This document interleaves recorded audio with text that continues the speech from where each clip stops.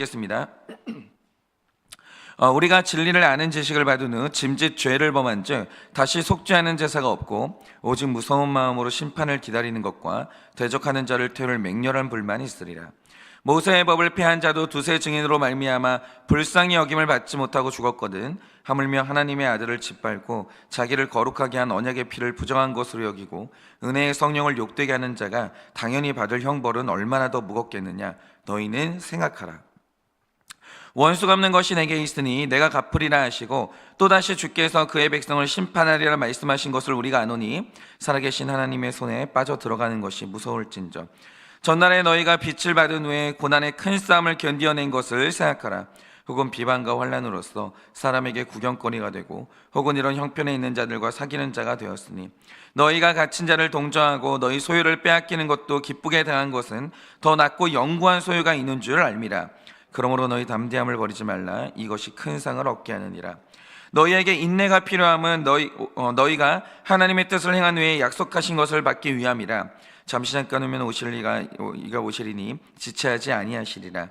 나의 의인은 믿음으로 말미암아 살리라. 또한 뒤로 물러가면 내 마음이 그를 기뻐하지 아니하리라 하셨느니라. 다 같이 읽겠습니다. 우리는 뒤로 물러가 멸망할 자가 아니요 오직 영혼을 구원함에 이르는 믿음을 가진 자니라. 아멘. 기도하겠습니다. 하나님, 오늘 우리는 믿음을 가졌습니다. 믿음을 가졌는데 왜 우리의 삶은 더 나아지지 못하고, 왜 우리의 삶은 더 기쁘지 못하고, 왜 우리의 삶은 하나님 앞에 더 성장하지 못합니까? 분명히 믿음을 가졌는데 왜 우리는 고난의 자리에서 빠져나오지 못합니까? 주님, 오늘도 내가 가진 이 믿음이 무엇으로 나타나야 되는지, 이 믿음이 어떤 의미를 가지고 있는지 오늘 깨닫게 하여 주시고, 이 믿음이 역사하고 작동하여 내 삶에 나타나는 믿음이 될 수 있도록 주님이 은혜를 허락하여 주시옵소서. 주님이 이 아침에 말씀하시면 듣겠습니다. 말씀하여 주시옵소서. 예수님의 이름으로 기도드립니다. 아멘. 네, 이제 또 히브리서가 이제 결론 부분으로 가고 좀 있으면 아마 이제 또 다른 이제 성경 본문을 묵상하겠죠. 그런데 우리가 이전까지 히브리서를 통해서 묵상했던 내용이 뭐냐면 이겁니다. 지금 우리의 구원을 책임지는 예수님이 얼마나 탁월한 분인가, 이걸 계속 이제 묵상을 했죠. 예수님은 천사보다, 모세보다, 그리고 아론보다 훨씬 더 우월한 대제사장이시고 구약에 존재했던 어떤 대제사장보다 우월하고 희생제물로서 그리스도는 완전 무결한 제물이라는 거예요. 완전해요. 즉, 내 구원의 방편으로서 모세를 붙들면 실패해요.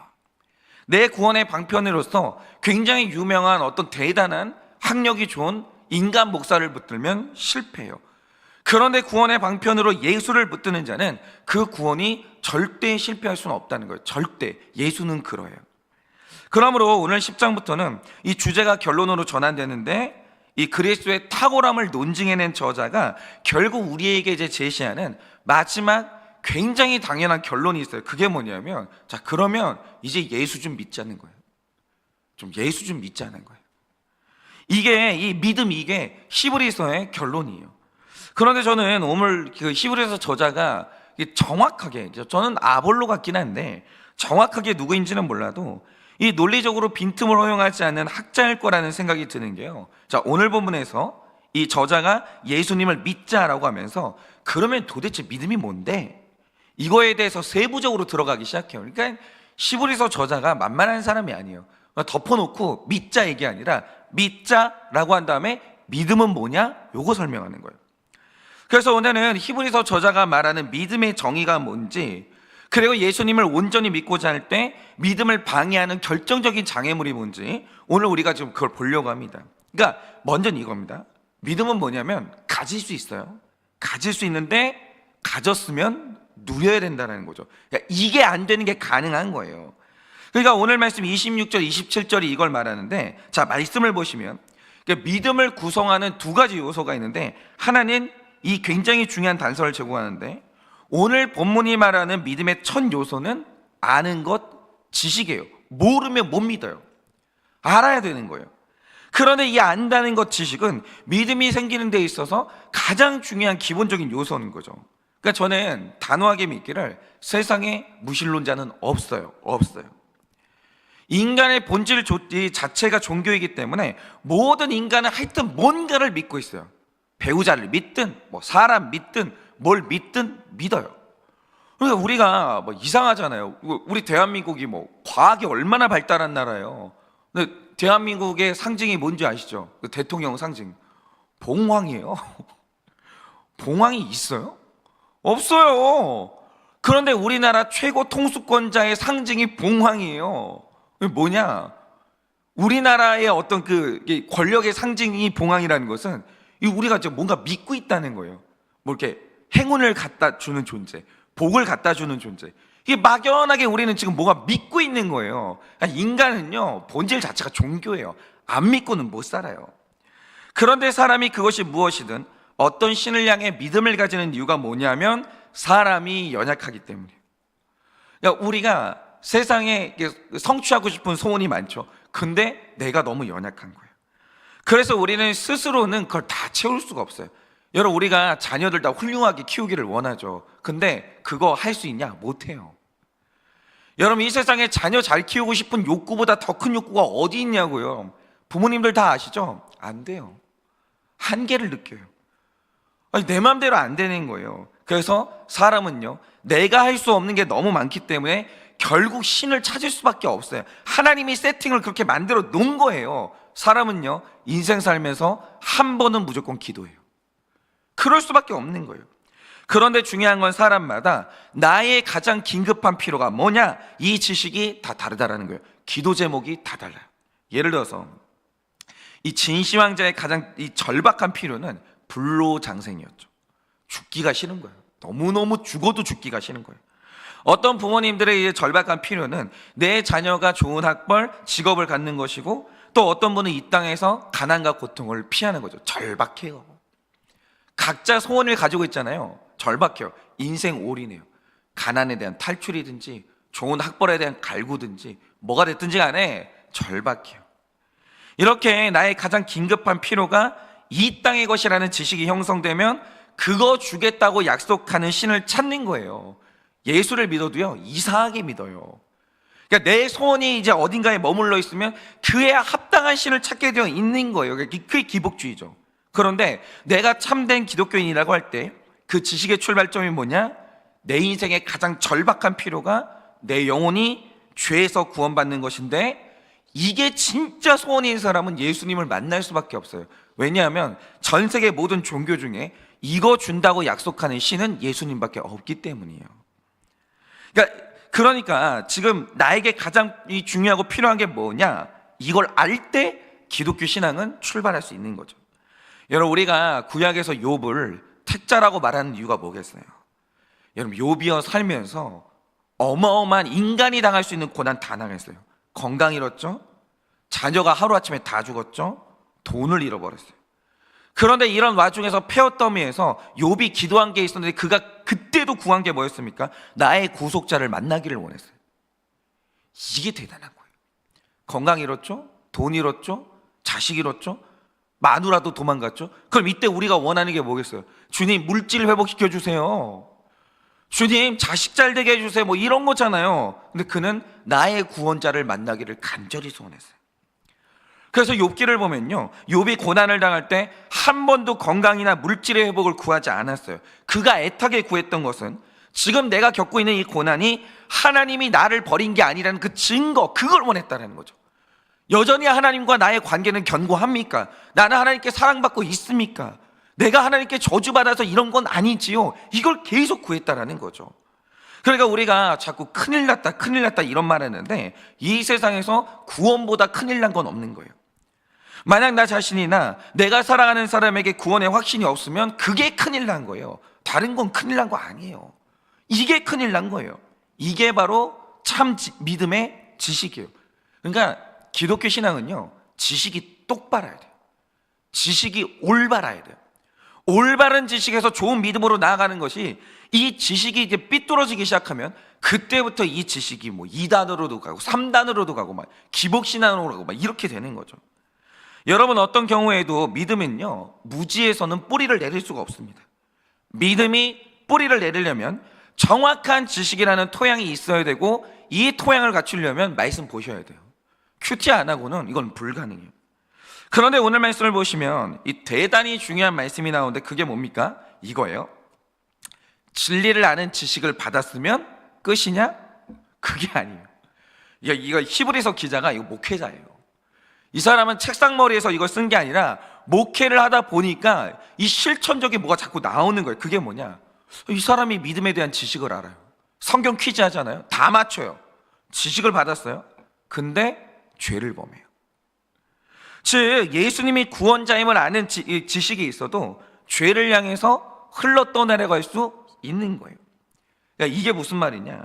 믿음이란 정확한 지식을 가지는 것만으로는 충분하지 않고 하나의 요소가 더 있어야 되는데 그게 뭐냐? 그 답이 앞선 큐티 본문이죠. 22절에 나와 있는데 여기에 온전한 믿음으로 나아가자라는 말씀이 나옵니다. 그런데 이 온전한 믿음이 뭐냐라는 걸 해석하면 온전한 믿음은 신뢰로 나아가자 이 뜻이에요. 즉 완전한 믿음은 예수님을 아는 지식과 더불어서 내가 아는 지식을 신뢰해야 이게 완전해지는 거예요. 그러면 여러분 신뢰가 뭔데요? 그러니까 신뢰한다는 게 뭐예요? 이거는 이렇게 설명해야 되는데, 자 지금 내가 다리가 굉장히 아파요. 쉴 곳이 필요해요. 의자가 되게 필요해요. 그래서 내가 의자가 있는 곳까지는 갔어요. 좋은 지식이죠. 난 다리가 아프다, 내 이 고통을 해소하려면 의자가 필요하다, 여기까지 알았으면 많이 안 거예요. 그런데 여기서부터 신뢰는 뭐냐? 그런데 의자를 보니까 왠지 내가 이 의자를 못 믿겠는 거예요. 앉으면 부러질 것 같고 뭔가 더러운 게 묻어 있을 것 같은 거죠. 이 신뢰가 안 가는 거예요, 의자가. 그러면 어떻게 되냐? 다리가 너무 아픈데 앉지를 못해요. 다리가 너무 아픈데 쉼을 얻지를 못하는 거예요, 신뢰를 못하면. 그런데 여기에서 의심을 걷어내고 신뢰하는 순간 어떤 일이 벌어지냐? 의자에 앉게 되고 쉼을 누리게 되는 거죠. 즉 신뢰의 본질이 뭐냐라고 하면 누리는 거예요. 신뢰해야 누려요. 신뢰 못 하잖아요. 못 누려요. 그래서 여러분 어릴 때 우리가 자녀들을 기를 때 애착관계, 그리고 왜 그런 거 있잖아요. 부모님은 약속하면 지켜, 이 신뢰관계 있잖아요. 이걸 쌓는 게 굉장히 중요한 이유가 뭐냐면 아이들이 살면서 도와줄 수 있는 사람은 부모밖에 없거든요. 그런데 어떤 아이들을 보면요, 큰 문제가 터졌어요. 부모한테 말을 못하는 거예요. 이유가 뭔지 아십니까? 어릴 때 두 가지가 형성이 안 된 건데, 애착관계가 형성이 안 된 거고 신뢰관계가 형성이 안 된 거예요. 이러면요, 그 좋은 부모님이 있어도 애들이 부모를 못 누려요. 어떤 큰일이 있을 때 애들이 부모하고 상의를 못해요. 신뢰관계가 없으니까. 이게 이렇게 되는 거예요. 즉 참 믿음은 뭐냐? 예수님을 아는 지식과 그 예수님을 누리는 것, 이 두 가지가 합쳐져야 완성이 되는 거예요. 그냥 우리가 되게 웃겨요. 성경 말씀 다 알아요. 하나님은 전지하대요. 전능하시대요. 근데 웃기는 게 뭐냐? 못 누려요. 여러분 예수 누리는 사람 몇 명이나 있을 것 같으세요? 여러분 우리가 지금까지 히브리서에서 본 것처럼 예수 그리스도로 말미암아 우리 구원이 끝났거든요. 끝났어요. 이미 우리는 구원을 얻었고 더 이상 동물 제사를 드릴 필요가 없는 거예요. 그러니까 우리는 성화의 측면에서만 회개를 하면 되는 거지 구원받으려고 불안한 가운데 회개할 필요가 없는 거예요. 그런데 구원의 영역에 있어서 이 평안함을 누리는 사람 몇 명이나 될 것 같으세요? 아직도 고통스럽고 아직도 불안하고 이런 분들 너무 많아요. 그 좋은 예수님을 알았는데 못 누려요. 이게 얼마나 웃긴지 아십니까? 그러니까 이 두 가지가 합쳐질 때 나오는 행동이 그 은혜의 보좌 앞에 담대히 나아가는 것이죠. 그런데 오늘 이 히브리서 수신자들이 가진 문제의 핵심이 바로 이 문제, 믿음의 문제였다는 거죠. 우리 성도님들이 잘 알고 계시듯이 오늘 본문의 수신자는 불신자가 아니에요. 이미 정확한 지식을 가진 사람들이에요. 그런데 문제는 분명히 나의 긴급한 필요가 뭔지도 알고 이걸 주실 수 있는 분이 예수님이라는 것도 아는데 다시 유대교로 돌아가려고 해요. 복음을 알았는데 율법주의로 돌아가려고 하는 거예요. 여러분 지금 현대 교회에서도 이런 분들 되게 많아요. 강단에서는 계속 복음이 선포되는데 삶은 율법적으로 사는 분들 너무 많다는 거죠. 근데 왜 흔들릴까요? 이유는 예수님을 아는 데까지 성공했는데 그분을 누리는데 실패했기 때문에. 여러분 많은 분들이 11조 잘하고 계시죠. 근데 11조를 못하는 분들도 계세요. 정죄하고 싶은 마음은 전혀 없어요. 11조는 신앙생활의 꽃이에요. 제일 어려워요. 그런데 제가 그분들하고 이제 대화를 하면서 놀란 사실이 뭐냐, 이분들이 11조를 못하면서 당당한 게 아니라 죄책감을 느끼고 안타까워한다는 거예요. 그러니까 모두가 11조 신앙에 저항하는 게 아니라 11조가 주님의 것이라는 것에 대해서 온 마음으로 동의하는 분들 많아요. 정확한 지식이 있어요. 그런데 실행이 안 돼요. 이걸 떼서 드리는데 굉장히 두려움을 느끼는 거예요. 그러면 왜 실행에 옮기지 못합니까? 마지막 하나, 내 삶을 책임지는 예수님을 누리는 게 안 되는 거예요. 못 맡기겠는 거예요. 경제적인 부분, 이걸요 못 맡기겠는 거예요. 여러분, 왜 우리가 온전한 주일 성수가 안 됩니까? 안식 주시는 예수님을 몰라서가 아니라 못 누리겠는 거예요. 내가 주일에 쉬어도 되나? 내가 주일에 쉬면 망하는 게 아닌가? 못 누리겠는 거예요. 그러니까 지금 우리 성도님들에게 있어서 지금 내 신앙생활이 아는 것과 삶에 균열이 생겼다면 이 신뢰 예수님을 지금 못 누리고 계시는 거예요. 이렇게 완전한 믿음이란 예수님을 알고 더불어서 누리는 데까지 가셔야 되는 거예요. 여러분, 예수님 누리세요? 세상에 예수보다 좋은 게 없어요. 예수님 얼마나 좋은 분인데요. 그거 있잖아요. 누려야 되는 거예요. 그래서 우리가 예수님을 누리려면 하나 해야 되는 게 있는데, 여기서 이제 장애물이 하나 있거든요. 그게 뭐냐면 여러분이 모세를 뛰어넘으셔야 돼요. 예수님을 누리는 데 있어서 제일 도움이 됐던 게 모세였는데, 마지막 걸림돌은 뭐냐? 그것도 모세라는 거죠. 여러분이 오늘 말씀을 보면 우리 안에 예수님을 온전히 신뢰하지 못하게 만드는 무서운 장애물이 있다고 하는데, 그게 바로 28절에 나오는 모세라는 옛날 권위의 존재. 여러분, 오늘 말씀을 받은 유대인 그리스도인들이 느끼는 유혹이 뭐냐면 하나님을 떠나자가 아니에요. 더 나은 법에서 예법, 율법으로 돌아가고 싶은 유혹을 느끼는 거예요. 복음이 아니라 다시 그 힘든 율법으로 돌아가겠다라는 거예요. 근데 이게 누가 봐도 이해가 안 되거든요. 그럼에도 불구하고 유대인들이 왜 이런 유혹을 느낍니까? 그것은 유대인들의 전통 가운데서 옛법의 상징 모세의 그 권위가 어마어마하게 강했기 때문이죠. 그게 있는 거예요. 그러면 유대인들에게 모세의 권위가 왜 이렇게 강한가? 예를 들어서 민수기를 보면 미리암과 아론이 모세를 향해서 당신이 우리하고 다른 게 뭐냐? 왜 당신만 이게 리더십이 되냐? 이런 식으로 이제 반항을 하기 시작해요. 그런데 이때 모세가 아니라 하나님께서 반역하는 백성들에게 친히 말씀하신 게 뭐냐? 모세는 나하고 대면한 유일한 사람이야. 입과 입이 부딪힐 만큼 가까운 사이야. 이렇게 말씀하셨는데 성경에서 이런 방식으로 하나님하고 소통했던 구약의 사람은 아무도 없었어요. 모세밖에 없었어요. 어떤 선지자도 이런 방식으로 하나님하고 소통한 적은 없었다라는 거죠. 그래서 실제로 이제 유대 랍비들을 보면요, 모세에게 위치를 어디까지 높여놨냐? 벤시라의 지혜서를 보면 모세의 지위가 중보자의 지위보다 높다고 했고, 이거는 말이 안 되는데 어쨌든 구약 백성들에게, 유대인들에게 모세가 이 정도예요. 중보자보다 모세가 위치가 높아요. 거의 성자에 버금가는 위치라고 했고, 그리고 필로 같은 사람이 모세를 데오스, 즉 신이라고 했어요. 그러니까 이게 성전 파괴 전까지 유대인들에게 모세는 천사보다는 훨씬 높은 지위에 있었던 사람이에요. 그래서 유대인들이 율법을 넘어서서 복음으로 나온다고 할 때, 모세와 결별하고 예수님께 나온다라고 할 때 마지막으로 뛰어넘어야 되는 산이 뭐냐? 모세와 결별하는 게 너무너무 어려운 거예요. 그래서 히브리서 3장을 보면 예수님을 천사나 모세보다 더 탁월한 분으로 변증을 하는데, 그것 때문에 심혈을 기울이는 거죠. 왜냐? 모세와 결별하는 게 너무 힘든 거예요. 그게 안 되는 거예요. 즉 모세가 아무리 대단해도 복음 앞에서는 그림자에 불과하고, 모세라는 옛 권위를 완전히 격파해야 율법을 떠나서 예수님을 온전히 누릴 텐데, 그게 안 되니까 지식으로는 예수님을 알았지만 은혜의 보좌 앞으로 나아갈 때 모세가 안 떠나지는 거예요. 떠나도 되나? 진짜 떠나도 되나? 이게 안 되는 거예요. 너무너무 불안한 거예요. 정말. 그러니까 이런 거죠.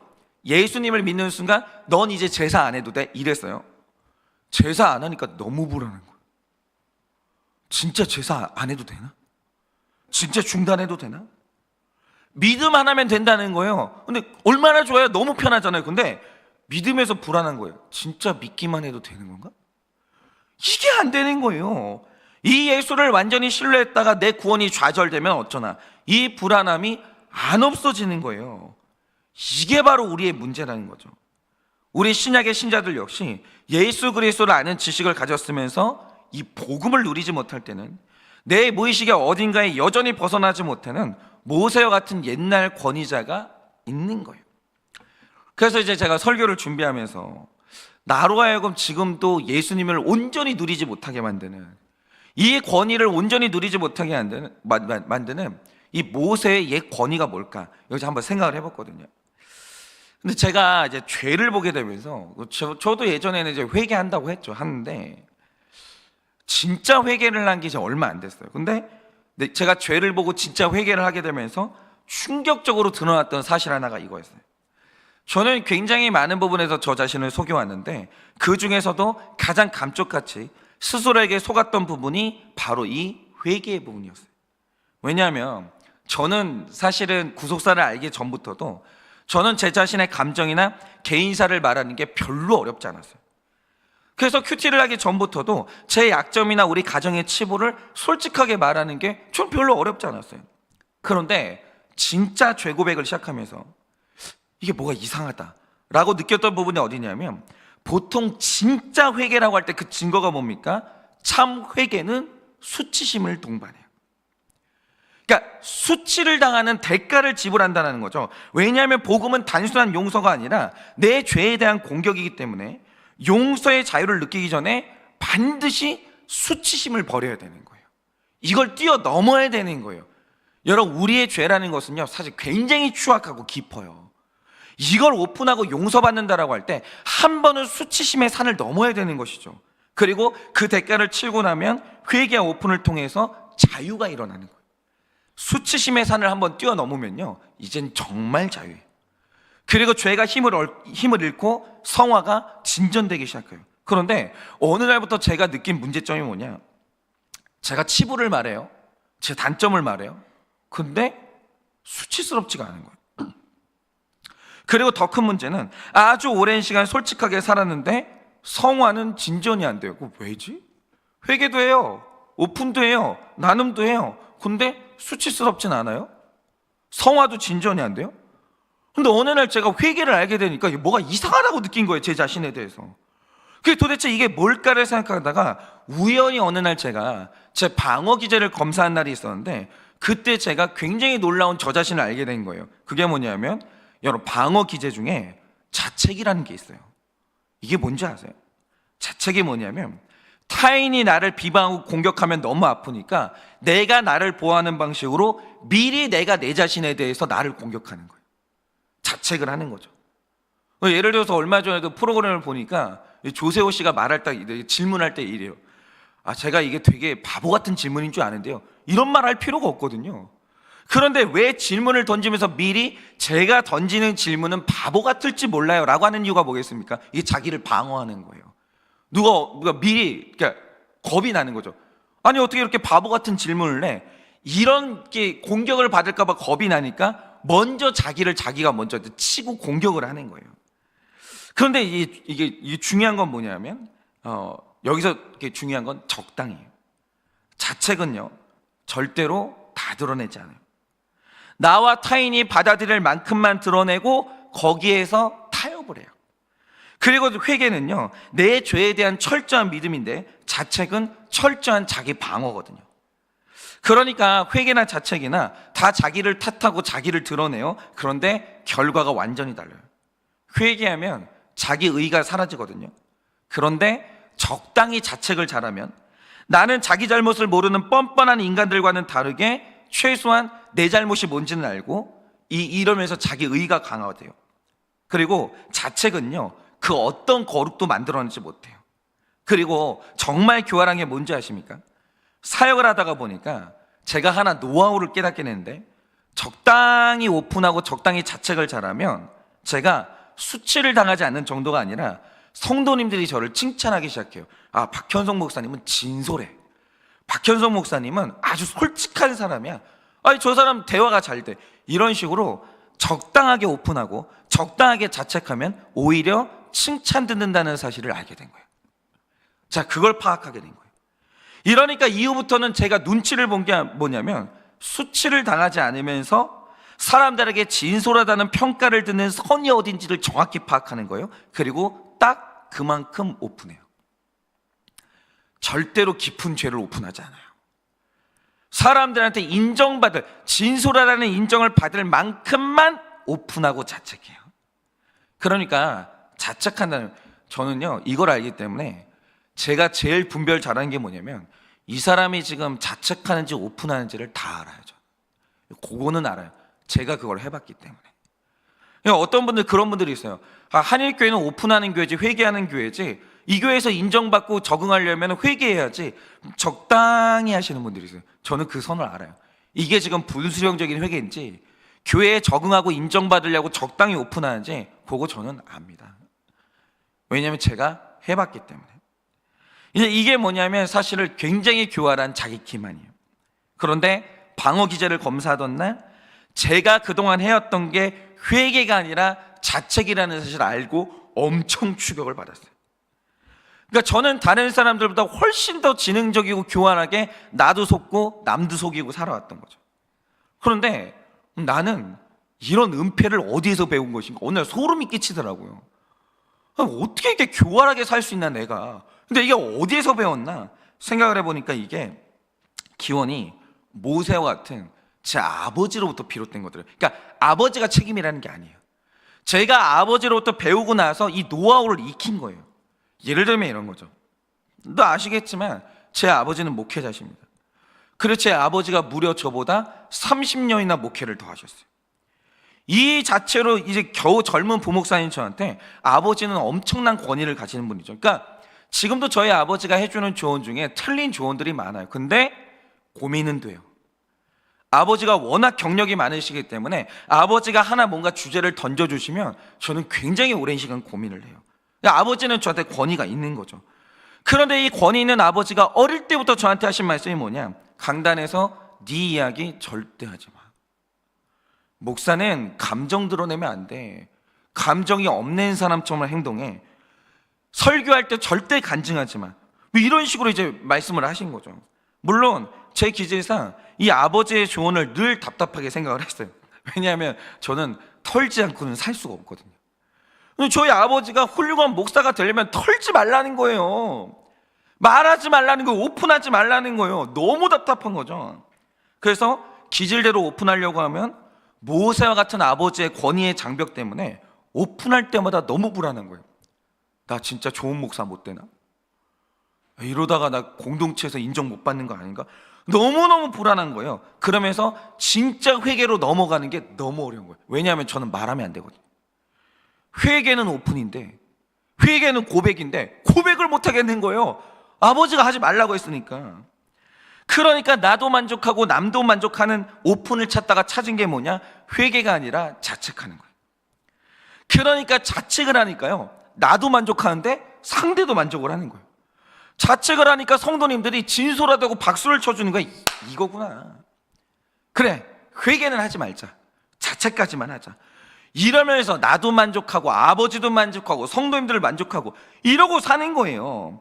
그런데 여기에서 딱 한 명이 만족을 못하는 거예요. 그게 누구냐? 하나님이 만족을 못 하시는 거예요.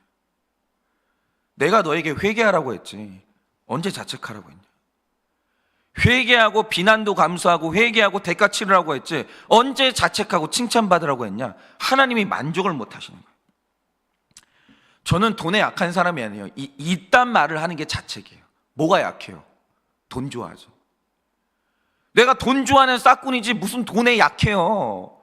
나는 돈을 좋아하지만 늘 극복하는 사람이다. 이게 약하다는 말에 포함되어 있는 거잖아요. 아니에요. 제가 돈 때문에 넘어지거든요. 돈 때문에 양심 팔았거든요. 돈 때문에 남들 보지 않는 앞에서 복권을 긁었던 사람이거든요. 엄청 찌질하거든요.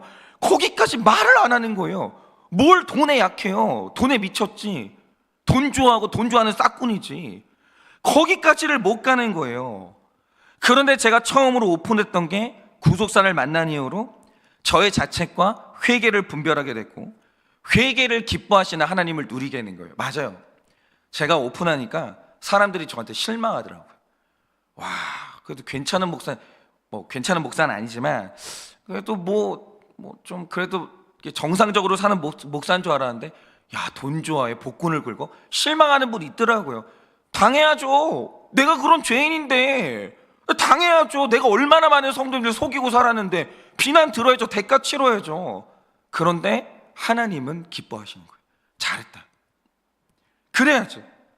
네가 진짜 죄를 끊고 회개하려면 그래야지. 하나님이 기뻐하시는 거예요. 그러면 된 거예요. 그래서 저는 앞으로도 회개할 게 너무 많죠. 여러분, 왜 그리스도인들이 사회생활하면서 부정직한 방식을 끊지 못합니까? 그러면 그거는 불의한 방식으로 세상에서 성공하고 있는 권위자들이 있어요. 야, 예수 믿는다고 하늘에서 밥 떨어지지 않아. 그 말하는 사람들이 장로님들이에요. 권사님들이에요. 야, 술 안 마시고 어떻게 사회생활 할래? 내가 안수 집사야. 대형교회. 안수 집사님이 그런 말 해버리잖아요. 심각한 문제 생깁니다. 그거 못 뛰어넘는 거예요. 그들의 권위 있는 성공율법이 나를 지배하고 있기 때문에 그걸 떠나지를 못해요.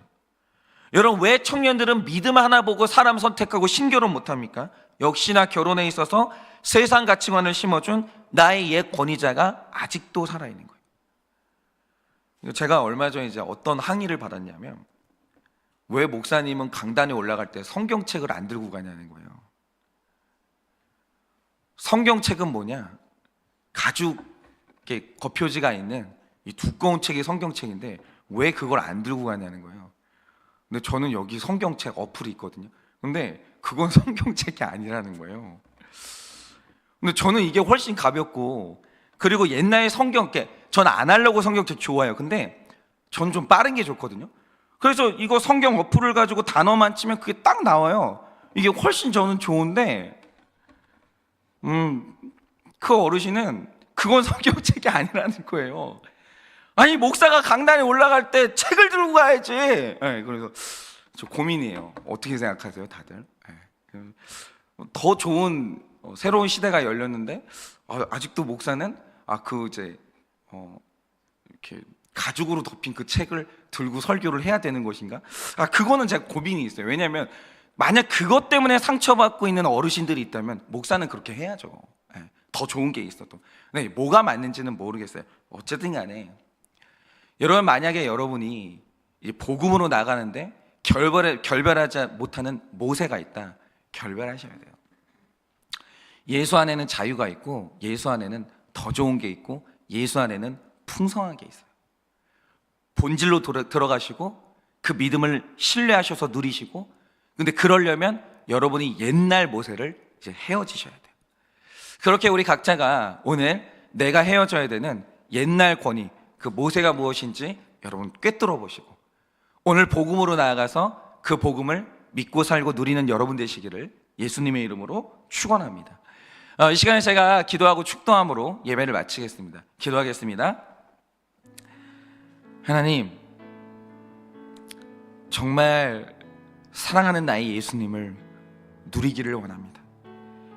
내가 그 예수님을 믿고 내 인생, 내가 걷고 있는 이 사역의 길에 올인해보고, 수많은 근심과 걱정거리가 있어도 예수님 때문에 마음 푹 놓고 잠들고, 그 나에게 이 구원을 주신 예수 그리스도로 말미암아 나는 오늘도 마음 편하게 천국을 확신하며 나의 성화의 길을 걷기를 원합니다. 하나님, 우리 오늘 어떤 근심과 걱정이 있습니까? 예수를 믿고 살고 누리게 하여 주셔서 우리 오늘 이 복음을 풍성하게 누리고 이 복음의 자유함을 마음껏 누리는 우리가 될 수 있도록 주님이 은혜를 허락하여 주시옵소서. 그런데 예수님을 만나는데 방해가 되는 옛 권위자 모세가 무엇입니까? 잘 결별하게 하시고 예수님과 동행할 수 있도록 은혜를 허락하여 주시옵소서. 지금은 우리 주 예수 그리스도의 은혜와 하나님 아버지의 그 크신 사랑과 성령님의 위로하시고 교통하여 주시는 그 역사하심이 오늘도 사랑하는 나의 예수님을 믿고 살고 잘 누려서 복음의 풍성함을 누리기 원하는 사랑하는 모든 주의 종들의 머리 위에 지금으로부터 영원 무궁토록 함께 있을지어다. 아멘.